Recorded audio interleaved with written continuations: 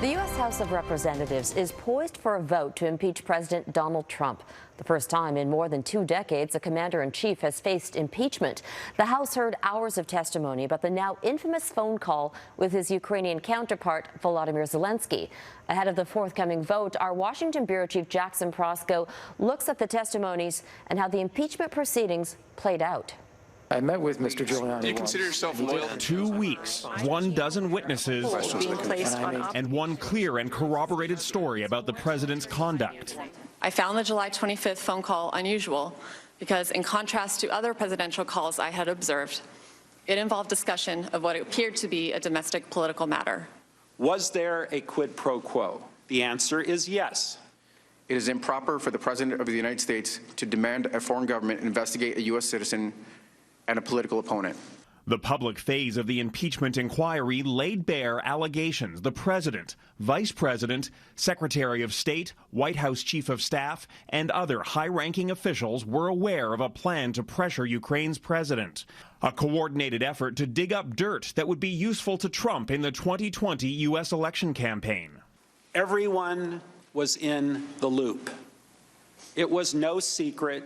Witnesses testified that the scheme was pushed directly by Trump and his lawyer, Rudy Giuliani, and required Ukraine's new president, Volodymyr Zelensky, to publicly announce 2 politically motivated investigations. One investigation involved Joe Biden and his son Hunter, who sat on the board of a Ukrainian energy company named Burisma.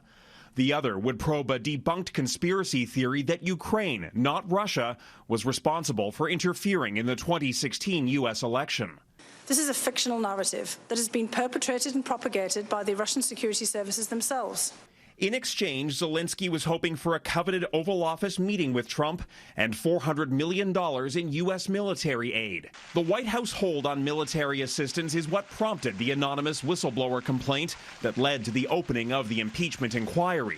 Career diplomats testified about their shock at learning about the freeze on funds and the push for investigations, a message communicated to the Ukrainians by U.S. Ambassador to the EU, Gordon Sondland, a Trump mega-donor. He was being involved in a domestic political errand, and we were being involved in national security foreign policy, and those 2 things had just diverged. And I did say to him, Ambassador Sondland, Gordon, I think this is all going to blow up, and here we are. Sondland testified Trump never explicitly mentioned the hold on military aid as being linked to the scheme, but he assumed that to be the case.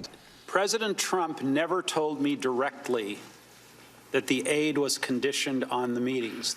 Under oath, Sondland also recalled a phone call with Trump on September 9, 2019, in which he pressed the president for clarity. What do you want?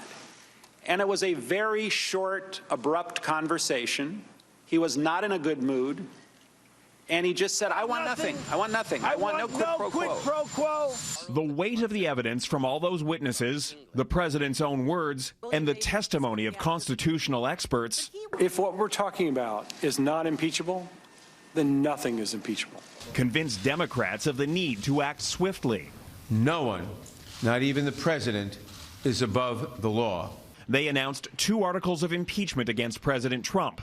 Abuse of power for the alleged scheme to pressure Ukraine for his own personal political benefit, and obstruction of Congress for refusing to cooperate with the impeachment inquiry by turning over documents or producing witnesses.